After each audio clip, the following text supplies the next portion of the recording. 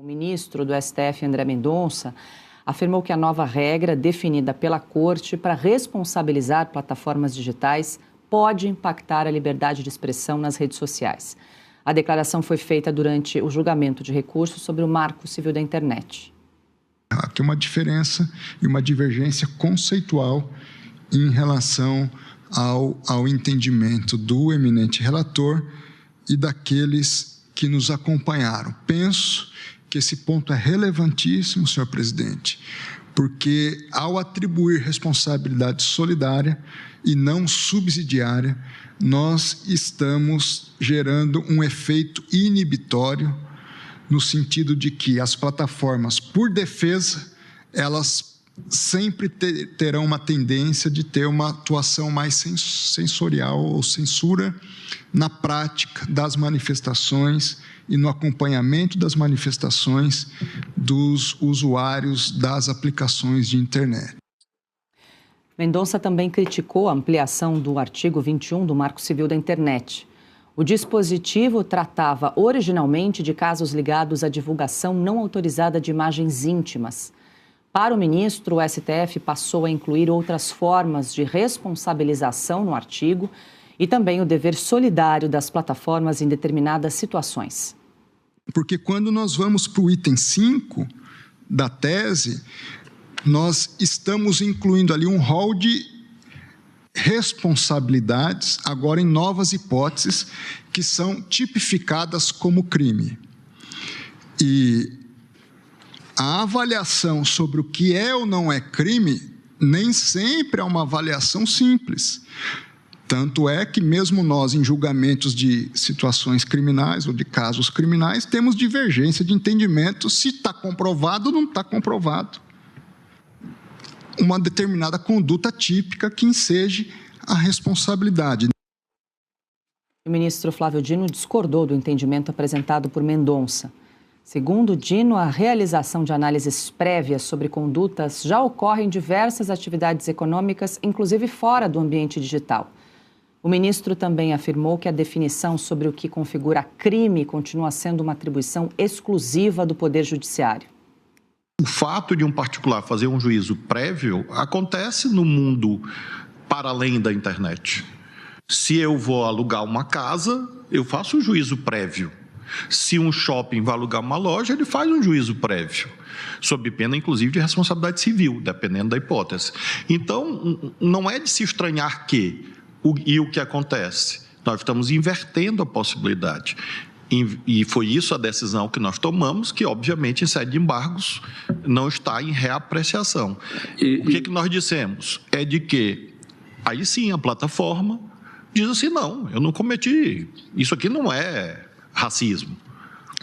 Ou o particular dizer, não, minha postagem não é racista, perante o Poder Judiciário.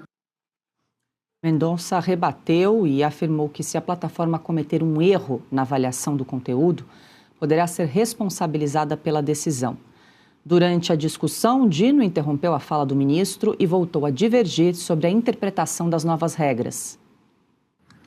E se ele erra, ele vai ser responsabilizado. Não, mas olha, veja... Mas é inerente à atividade econômica. Por um ato de terceiro. Eu só estou dizendo que nós estamos gerando um efeito inibidor na manifestação livre da sociedade, através da terceirização junto às plataformas. E é isso que está acontecendo.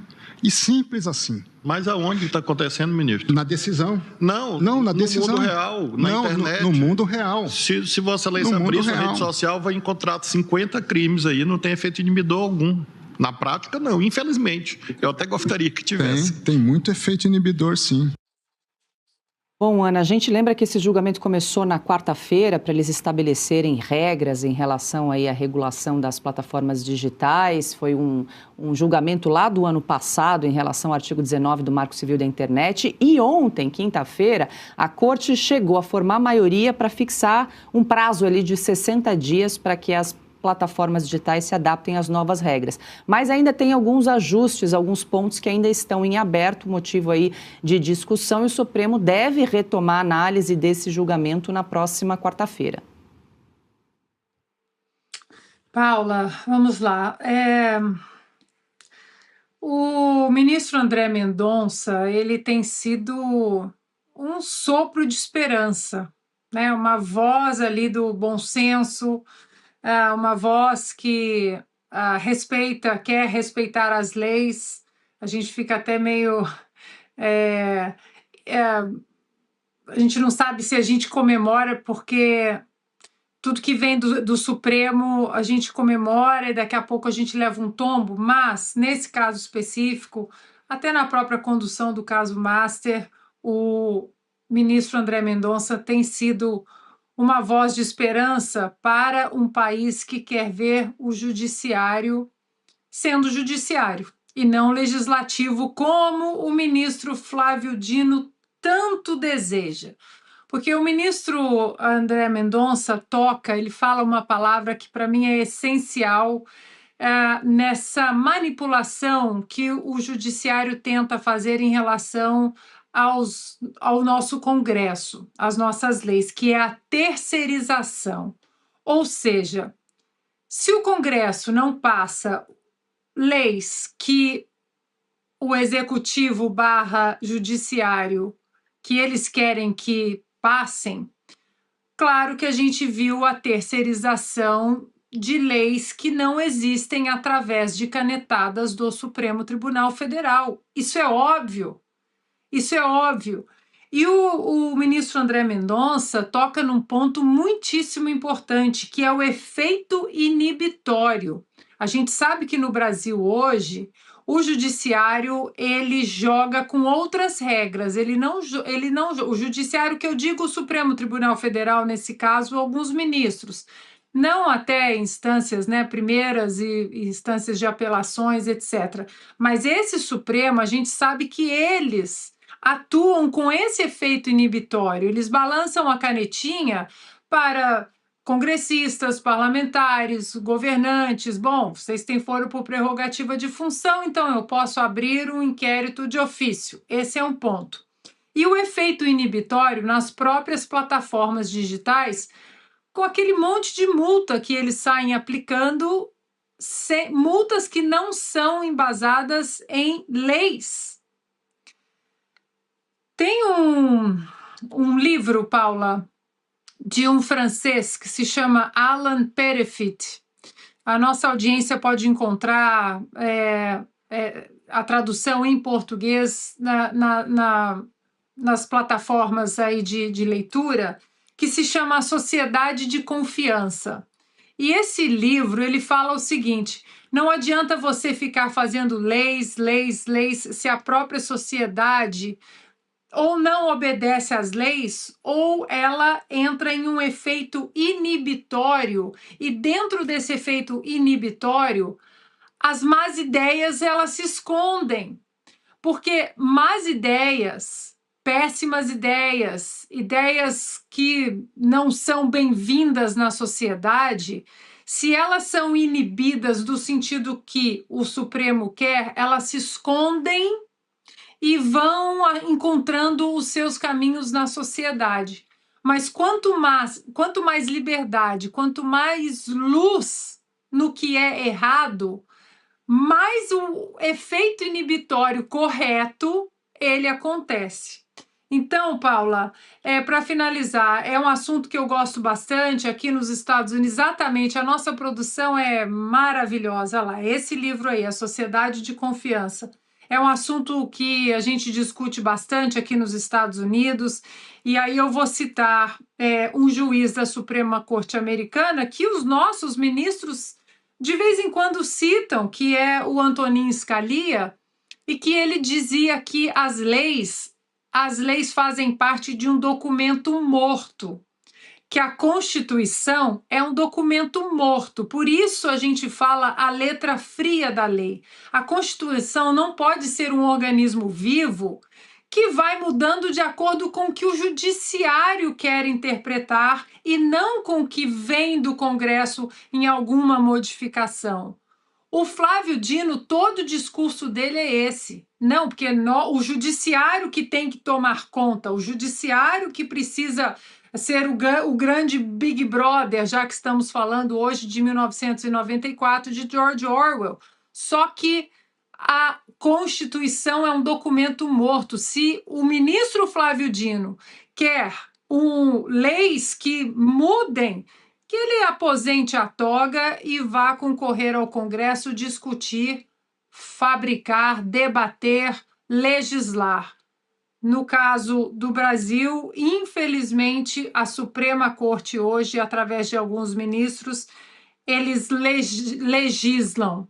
A Constituição virou um organismo vivo na mão dos ministros ativistas e políticos. E a gente sabe muito bem que essa história de liberdade de expressão nas mãos do Supremo é um balaio escuro, sem fundo, e eles vão jogando tudo que eles querem lá dentro, principalmente, a censura para o lado da direita no Brasil. Alexandre, eu quero ouvi-lo também, porque esse julgamento é para esclarecer o julgamento lá do ano passado, para estabelecer que eles estabeleceram ali a ampliação da responsabilidade das plataformas pelos conteúdos de terceiro. E agora as plataformas ficaram um pouco confusas e queriam entender um pouco mais do Supremo como é que elas deveriam agir a partir de agora. Então foi definido esse prazo de 60 dias, mas ainda tem um limbo aí, Alexandre, em relação a algumas regras para as plataformas. Pois é, isso que a Ana tem lembrado hoje, né? O 1984. Dia 8 fez 77 anos do lançamento desse livro que mostra aí o irmão mais velho fiscalizando todo mundo. É isso que o Supremo quer fiscalizar.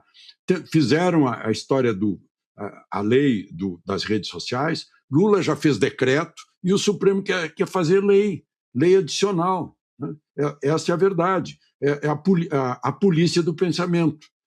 É bom a gente lembrar que o mundo digital hoje é a ágora grega que progrediu e através da eletrônica, do mundo digital, ampliou a voz das pessoas. Né? É como se na praça grega as pessoas estivessem lá discutindo seus assuntos pessoais e tivesse um policial tentando ouvir o que cada um está dizendo, os crimes que estão cometendo, os 50 crimes do ministro Flávio Dino. Né? Em qualquer conversa, em qualquer lugar, você vai encontrar 50 crimes. Né? Só que essa conversa é ampliada por razões do mundo moderno, em que as pessoas conversam entre si, conversam entre seus grupos, expõem as suas ideias. Claro, que expõe as suas ideias baseados na cláusula mais pétrea da Constituição, que é o artigo 5º, inciso 4º. Né? É livre a manifestação do pensamento vedado ao anonimato. Agora, se a gente quiser ainda divulgar a informação, sob qualquer meio, diz o artigo 220, e lá pelas tantas, o mesmo artigo diz que não será criada nenhuma lei de censura. É uma certa ideologia, né, que adora a censura, que não consegue ser aplicada a não ser num regime ditatorial. Essa é a questão. E ali a gente vê duas ideias. Uma que fez doutorado em Salamanca, na Universidade do Miguel de Unamuno, e outro que era do PCdoB. Então, mantém-se a natureza de ambos. E foi isso que a gente ouviu. Infelizmente é isso, é a tentativa de controlar o pensamento das pessoas, sendo liberado nas suas ideias. Isso é liberdade. É tão importante quanto a vida. Isso é liberdade. Eu acho que tolhe essa interpretação a ideologia que prende. Ela tira a liberdade do próprio seguidor fiel, leal, numa questão de fé da tal ideologia.